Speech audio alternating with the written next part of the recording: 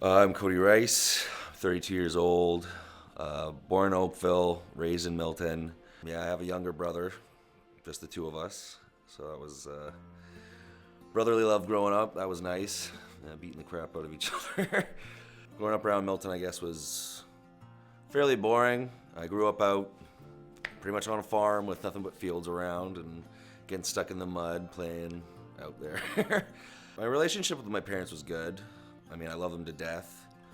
My parents did get, well, they were trying to get divorced actually. So there was lots of rough patches. But then my dad actually got cancer and passed away before that could even be finalized. That happened when I was 21, and yeah, my mom took that pretty hard. I would say it affected me more now. When it happened, since I was fairly young, I kind of just went out and partied with my friends and kind of, well, I guess kind of I was acting like it didn't happen or it wasn't happening and just couldn't, I guess, accept it, sort of thing. Obviously, it was happening and did happen.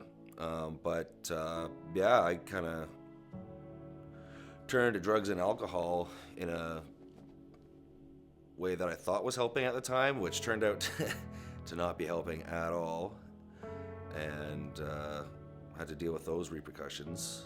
I'm feeling the emotions of it now, like in actually dealing with it and stuff. So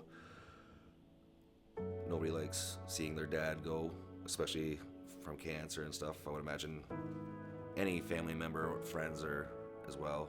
You know, it's a terrible, terrible thing to happen to somebody.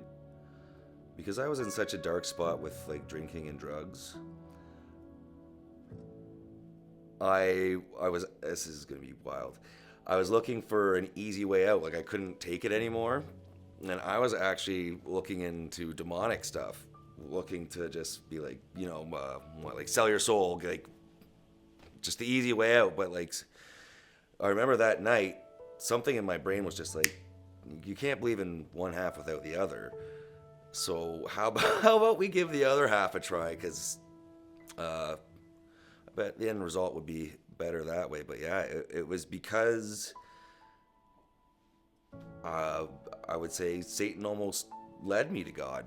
I was in my darkest spot, and that's when God was like picked me up, sat me down, and was like, okay, now we can do some work. It was it was very weird. It was something I never thought that would have happened. Like that's for sure. In the beginning, there was lots of wrestling with it still, because I was trying to find loopholes and maybe if I could work this religion to bend to the ways I thought it would, and that certainly didn't work. And it also just it made me realize how foolish I was when I was younger, because when I would say, if God was real, He wouldn't do this, or He would do this, and that. Now I know to put God in a box like that is making us God, I guess, to say. Like, who am I to put God inside of a box and say He can only do this or He can only do that, when I'm just a simple human that can't even truly fathom what God is. The beauty of what God is has just been undeniable now, and yeah, um, when you when you don't put God into a box and you're not leaning on your own understanding, the beautiful things really start to happen. I came to find that He died for all my sins, knowing all my sins, past, present, and future. Um, you know, so in my mind, I helped put the nails in His hands and feet and put Him on the cross. And knowing that He gave up His life for me, knowing all the terrible things I would do, and take my sin, essentially, I don't know, how can you say no to that? Like, that's that's love, the purest form of love ever. And, why wouldn't you want to accept that? Since I've been following Jesus and pursuing Jesus, trying to live a way more according to his way, no depression, like no suicidal thoughts, no anxieties, no fear, like I don't worry about anything anymore. Just, trying to live life the best I can. Casting all those negative thoughts and emotions onto him, and letting him doing the worrying for me, because I know I don't need to. It's really nice. And I've been sober for 5 months now, which I didn't think was ever gonna happen. When I finally started to follow Jesus, it wasn't so much of me trying to just stop being an addict and alcoholic. It was trying to build my relationship with Jesus, and knowing that, like, when I'm hurting myself, it's hurting him as well. When I put my relationship with Jesus first, he helps me in, like, all my relationships.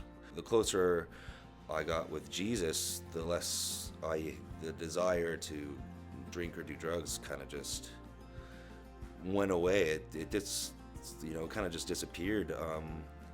And not because I was trying to, fight to be sober. It kind of just went to a want to be closer to Jesus and God. It's been better than the last, decade of me trying to do it on my own. So, not even half a year goes by, and Jesus is really showing me what he can do, and I can't deny it. It's weird. Like, this world almost makes you soft, in the sense where it says it's all right, don't worry about it, it's not your fault. It's all okay. When it's, in reality, for me at least, it was all my fault. All the decisions I made, everything that I was doing was ruining my life, and I needed to be accountable for it. And when I finally realized that, that's kind of when Jesus was like, all right, we can start doing some work now. And like a father, he was like,